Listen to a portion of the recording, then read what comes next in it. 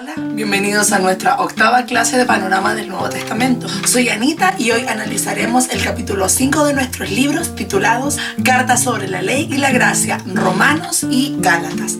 En esta sección estudiaremos los capítulos correspondientes a las epístolas de Pablo, que son 13 en el Nuevo Testamento. Es necesario que conozcamos un poco acerca de la formación, conversión y ministerio público de su autor, el apóstol Pablo. Contexto histórico. Pablo fue uno de los hombres más destacados en la historia de la iglesia.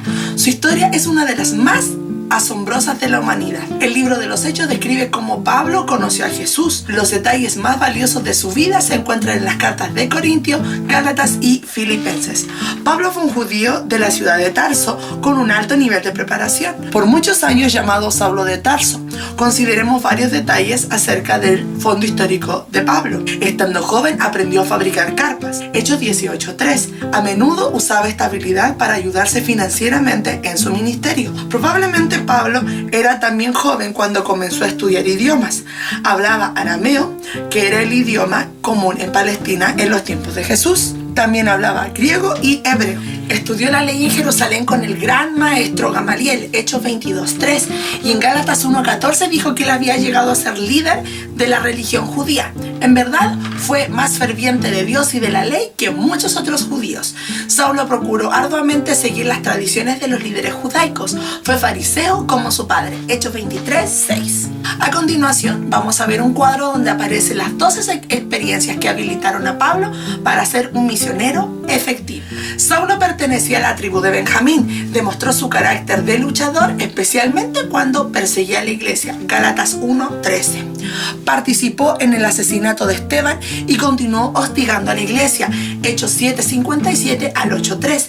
Tenía cartas del sumo sacerdote que le daban la autoridad de arrestar a los cristianos fuera de Jerusalén. Él creía que estaba ayudándole a Dios a erradicar a los adoradores falsos. Fue entonces cuando Saulo conoció a Jesús cara a cara en uno de sus viajes de persecución a los creyentes camino a Damasco. Este encuentro cambió su vida completamente. Saulo llegó luego a ser conocido como el apóstol Pablo. Fue criado en la cultura griega y era también ciudadano romano, lo que le permitía gozar de ciertos privilegios. Conversión. Saulo negaba que Jesús fuera el Mesías, el Hijo de Dios. Él no creía que Jesús había resucitado de los muertos como Esteban lo había dicho en Hechos 7:56.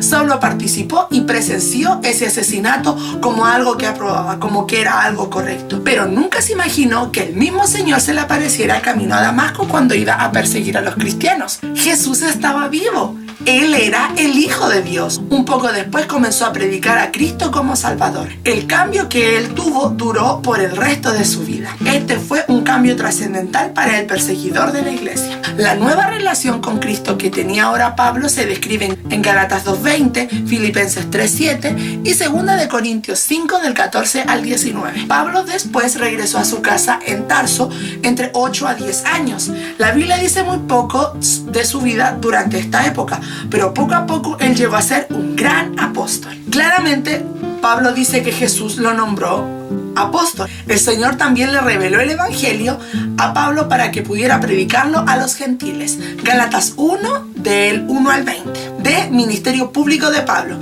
La iglesia de Jerusalén envió a Bernabé a enseñar a los creyentes de Antioquía de Siria. Luego Bernabé fue a Tarso por Pablo y ellos enseñaron ahí juntos por un año completo en Antioquía. Pablo continuó estudiando y enseñando. Un día Pablo y Bernabé y otros estaban alabando y ayunando y el Espíritu habló a uno diciendo: apartadme a Bernabé y a Saulo para la obra a la que los he llamado. Hechos 13:2. Ellos ya tenían confirmación referente a una inquietud que se había forjado en sus corazones.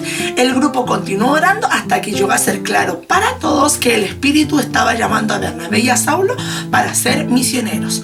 Pusieron las manos sobre ellos mientras oraban, entonces los enviaron para ser los primeros misioneros de la iglesia de Antioquía. Consideremos esto. Él fue llamado a ser un apóstol desde el vientre de su madre, pero probablemente tenía más de 40 años cuando hizo su primer viaje misionero. Se requiere tiempo para que los creyentes maduren. Pablo pasó por varios años creciendo en conocimiento y relaciones con otros. Invirtió tiempo estudiando las Escrituras, estuvo en Tarso y en Antioquía por un tiempo. Paso a paso llegó a ser el apóstol que Dios lo había llamado a hacer. Aún los apóstoles maduran lentamente. Pablo tuvo un gran ministerio entre los judíos y gentiles durante los siguientes 20 años. Evangelizó las provincias de Galacia, Macedonia, Acaya, Asia. Comenzó iglesias en todas esas áreas y las fortaleció. Surgieron problemas entre judíos y gentiles y Pablo trabajó con Bernabé, Pedro y Santiago y otros líderes para corregir dichos problemas en el concilio de Jerusalén, que lo vemos en Hechos capítulo 15 del 1 al 35 y Gálatas 2 del 1 al 10. Él quería que el evangelio alcanzara el mundo entero y esto le ayudó a ver más allá de las tradiciones de su gente. Pablo le creyó al Señor, que dijo que el evangelio debería alcanzar a todas las naciones. Cartas de Pablo. Pablo escribió muchas cartas a individuos e iglesias, pero por lo menos 13 de estas se encuentran registradas en la Biblia. Estas varían entre contenido y estilo, y podemos sin embargo separarlas en 4 grupos según sus pensamientos principales o temas. Estudiaremos brevemente cada grupo a continuación. Y acá podemos ver una figura donde aparecen las 13 cartas de Pablo divididas en estos 4 grupos que vamos a ir estudiando las semanas que continúan. Pero hoy vamos a partir con las cartas que hablan acerca de la salvación. Y la primera es Romanos. Romanos es una de las cartas de Pablo acerca de la salvación. Los pastores de Belén recibieron las buenas nuevas de gran gozo. Estas fueron que el Salvador nació y vino para hacernos justos, es decir, para enseñarnos a tener una relación correcta con Dios. Pablo define y explica la justificación en Romanos. Esta carta contiene las enseñanzas más completas del Nuevo Testamento sobre la justificación. El tema de Romanos es la justificación viene por fe. Romanos 4:13 y Romanos 10:3. Contexto histórico. Roma fue la ciudad más grande en los días de Pablo. Fue la capital y símbolo del Imperio Romano y fue famosa por su pecado. Séneca dijo que Roma era una cloaca de pecado. Por lo menos 3 años Pablo tuvo deseos de ir a Roma. Llegó allí cerca del año 60 después de Cristo. Pablo les había escrito a los creyentes romanos en el año 57 después de Cristo. Muchos creen que él escribió desde Corinto en su tercer viaje misionero. 9 veces Pablo escribió en Romanos el deseo de ir a Roma. Y Hechos 28 nos dice que Pablo finalmente llega a Roma, pero como prisionero. B. Bosquejo. El tema de Romanos es la justificación. Romanos 3 del 22 al 24. Pablo explicó 5 partes de la justificación en esta carta. Este es el bosquejo que aparece en el libro. Del capítulo 1 al 3 vemos pecado, la necesidad de justicia. Del 4 al 5 vemos la justificación, la provisión de justicia. Del 6 al 8, la santificación, el resultado de la justicia. Del 9 al 11, rechazo, la amplitud de justicia. Y del 12 al 15, servicio, el fruto de justicia. Ahora vamos a ver la explicación del bosquejo. Introducción. Romanos 1, del 1 al 17. Los versículos claves en este libro son Romanos 1 del 16 al 17. Este versículo enfatiza que llegamos a ser justos por creer en las buenas nuevas de Cristo Jesús. Tomemos nota de lo que aparece en el versículo 17 sobre la fe. La fe es la clave de nuestra relación con Dios. En nuestra relación con Él necesitamos fe, desde el principio hasta el fin. Eso quiere decir desde el principio hasta el final de nuestros días, el que se concluiría en el viaje hacia el cielo. Esta fe se expresa por medio de la confianza en Él y en someternos a Jesús como Salvador y Señor. La justicia de Dios es el resultado de relacionarnos fielmente con Jesús. Pecado, la necesidad de justicia. Romanos 1:18 al 3:20. Romanos cubre justicia desde la A a la Z. Comienza con nuestra necesidad de justicia. La primera parte principal de Romanos describe nuestra condición pecaminosa. Del 1:18 al 3:20 muestra que todos necesitamos justicia. Todos hemos pecado y necesitamos la salvación. Los hombres han dado la espalda a Dios y han seguido a otros dioses. Romanos 1:21 al 23. Dios dejó a los hombres y los dejó seguir su propio camino. Romanos 1:24 al 28. Algunos juzgan a otros, pero realmente se están juzgando a ellos mismos porque actúan del mismo modo. Romanos 2 del 1 al 3. Dios recompensará o castigará a cada persona por lo que ha hecho. Romanos 2, 6.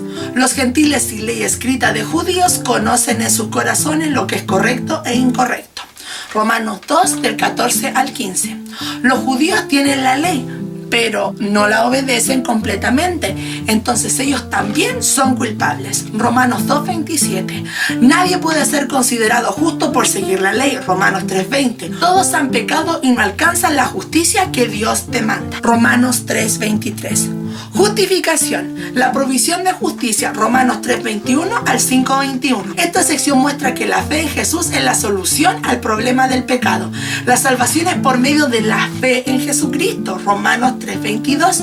Dios justifica, los declara justos a los que por la fe se relacionan con Jesús. Nuestra salvación se basa en una gran verdad de la sustitución. Un sustituto es uno que cambia lugares con otro. El lugar en que estábamos era para ser sentenciados por causa del pecado. Merecíamos ser castigados y separados de Dios, pero el Señor Jesús llegó a ser nuestro sustituto. Aunque merecíamos ser crucificados, Jesús tomó nuestro lugar en la cruz. Él cargó nuestros pecados sobre su cuerpo en la cruz.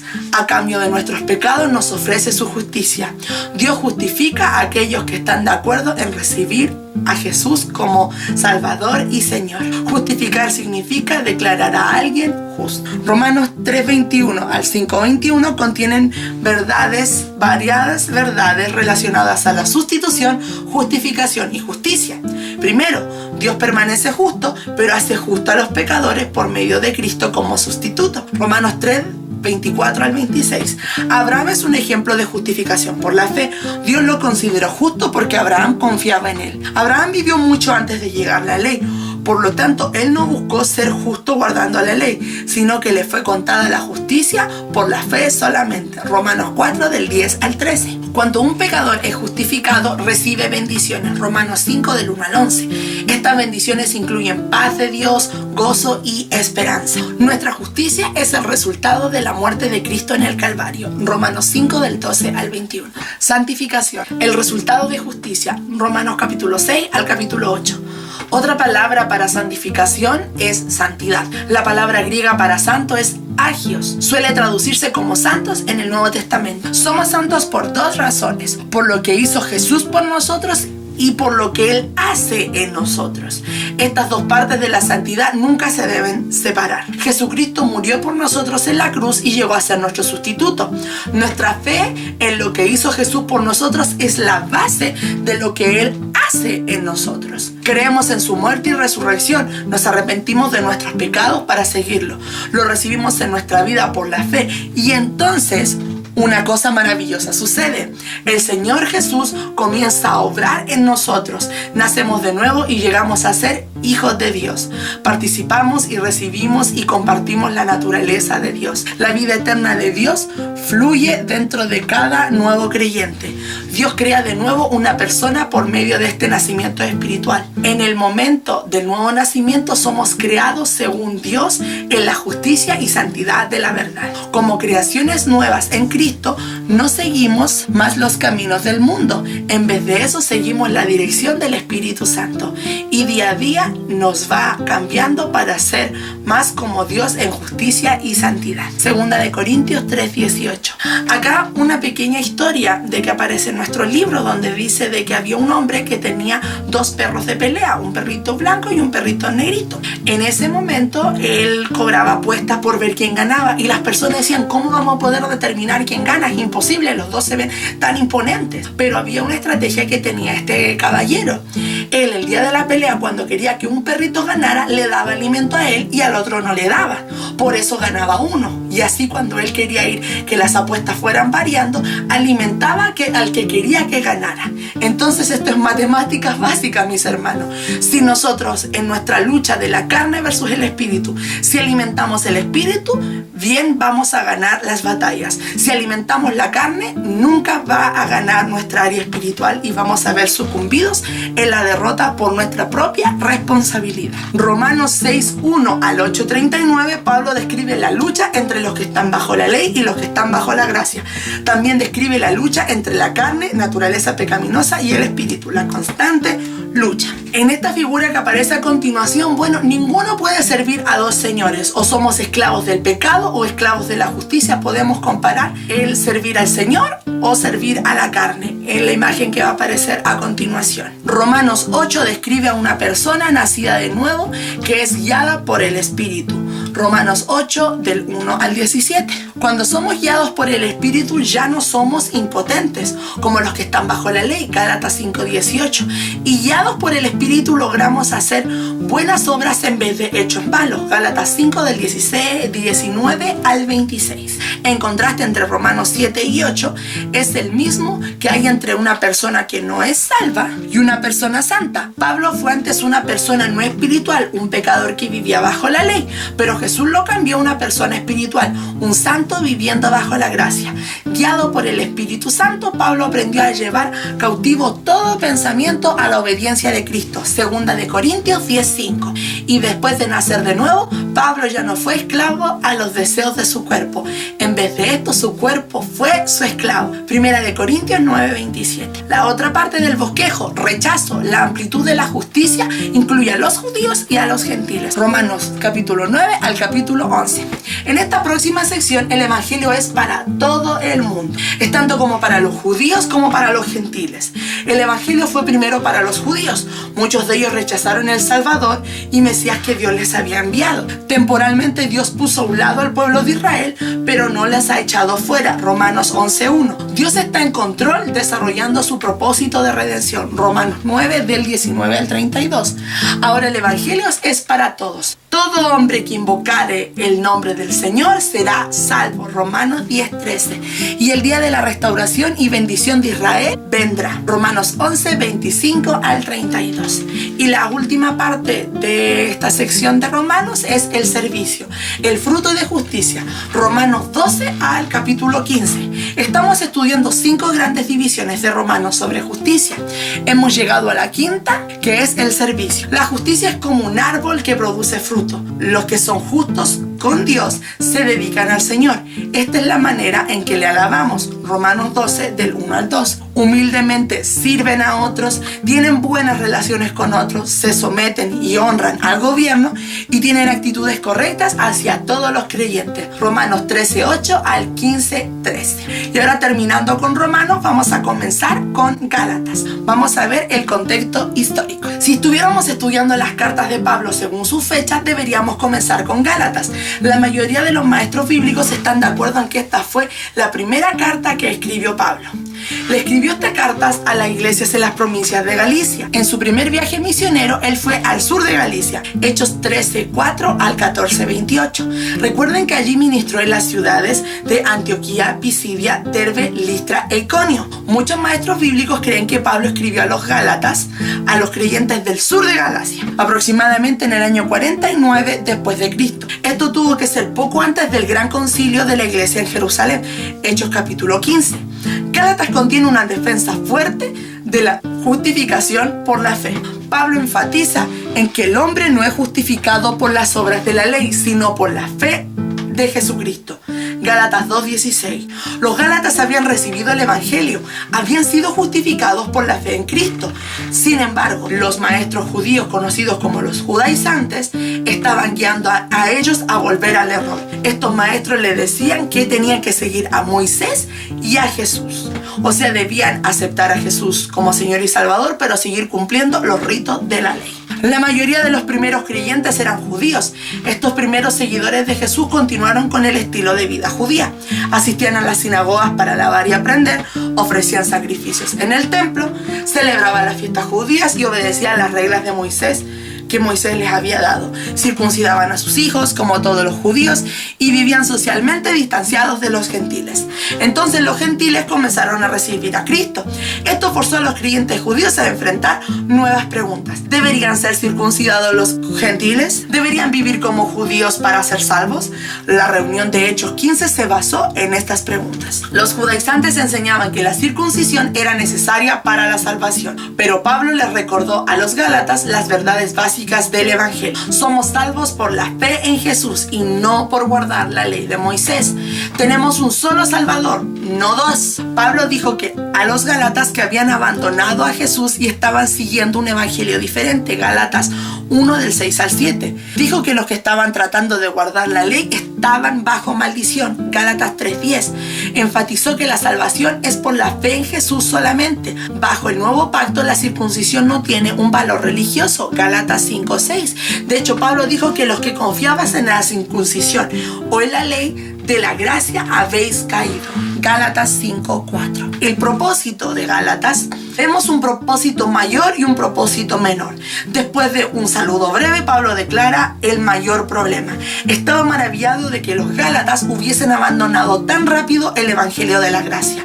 Habían rechazado a Cristo para seguir a Moisés. Pablo condenó a los maestros falsos que había entre ellos. De hecho, mandó a que descendiera maldición de Dios sobre ellos, Gálatas 1 del 8 al 9. Después, Pablo se enfocó en la fuente, el mensaje y el poder del evangelio. Su propósito principal fue hacer que dejaran a los judaizantes y se volvieran hacia la verdad. Como Pablo lo declara: hijitos míos, por quienes vuelvo a sufrir dolores de parto hasta que Cristo sea formado en vosotros, Gálatas 4:19. El propósito mayor y menor están relacionados muy de cerca. El propósito mayor de la carta de los Gálatas es enfatizar que somos salvos por Jesús y no por Moisés. Estamos bajo la gracia, no bajo la ley. Esto nos lleva al propósito menor de Pablo. Aún no estamos bajo la ley, tenemos que vivir vidas santas. La base de nuestra salvación es la fe, no las obras. Aún así, Dios requiere que andemos en el Espíritu y no en la carne. Pablo enfatiza este tema menor en Gálatas 5:16 al 6:1. Allí hace un contraste entre los hechos de la carne y el fruto del Espíritu. Los que satisfacen los malos deseos de la carne no heredarán el reino de Dios. Gálatas 5 del 19 al 21. La gracia nos enseña a vivir vidas piadosas y santas. C. Bosquejo. Pablo empezó con el problema. Gálatas 1:1 al versículo 10. Después defendió su creencia de que la justificación viene por la fe y no por obras. Versículo clave de Gálatas es el 2:16. Vamos ahora a ver el bosquejo detallado. Gálatas 1:2, el área personal. Testimonio de Pablo, el evangelio revelado. Gálatas 3:4, doctrinal, el evangelio explicado. Y del 5 al 6, práctico, el evangelio aplicado. Explicaciones del bosquejo. Pablo da a los gálatas 3 razones para creer en el evangelio. Observen que él usa 2 capítulos para explicar cada razón. La sección personal, Gálatas capítulo 1 al capítulo 2, el evangelio de Pablo lo recibió de Cristo. Pablo recibió su evangelio por medio de la revelación del Señor. Gálatas 1 del 11 al 12. No se lo dieron los otros apóstoles, sino que solo estuvieron de acuerdo con su mensaje y su ministración. Gálatas 1:16 al 2:10. La sección doctrinal del capítulo 3 al capítulo 4, el mensaje del evangelio no es completamente nuevo. El Antiguo Testamento enseñó ver la verdad del evangelio. Gálatas 3:8. Abraham es el gran ejemplo de justificación por la fe. Él vivió muchos años antes que la ley, por lo consiguiente la ley no lo justificó. El hecho de que la ley no justifica a nadie. Pablo explicó esta verdad enfocando la diferencia entre un niño adoptado y un hijo. Entonces usó la historia de los 2 hijos de Abraham para repetir su declaración sobre la ley. Gálatas 4 del 21 al 23. Y la sección práctica del capítulo 5 al 6, el evangelio funciona con una experiencia personal. Los que aceptan el evangelio reciben la libertad de la esclavitud del pecado. Pero los creyentes tienen que mantenerse firmes en la verdad. Pablo amonestó a los gálatas a no volver a la ley. Algunos ya habían cambiado su fe en Cristo por la fe en la ley. Él dijo que estos habían sido separados de Cristo y que habían caído de la gracia. Ellos eran como los pámpanos que no permanecieron en Cristo, la vid verdadera. Tales pámpanos son quemados. El Nuevo Testamento suele advertir a los creyentes sobre los peligros de alejarse de Jesús y perder su salvación. Pablo también animó a los creyentes a seguir los deseos del Espíritu y no los deseos de la carne. Bajo la ley, la gente no tenía poder interior para hacer la voluntad de Dios. Eran esclavos del pecado, cautivos de los deseos deseos de la carne, pero el Salvador nos da la victoria sobre la carne. Nuestra nueva vida en Cristo nos da la habilidad para hacer lo que es bueno. El Espíritu Santo nos da el poder para agradar a Dios. Bueno, hemos terminado esta sección, este capítulo, así que si hay alguna duda, consulta, no dudes en dejármela en los comentarios o en el grupo de WhatsApp o de manera personal. Así que nos estamos viendo la próxima semana para continuar con el estudio de las cartas de salvación, que son Romanos, Gálatas, Primera y Segunda de Corintios. Así que bueno, soy Anita, que el Señor te bendiga y nos vemos la próxima semana. Adiós.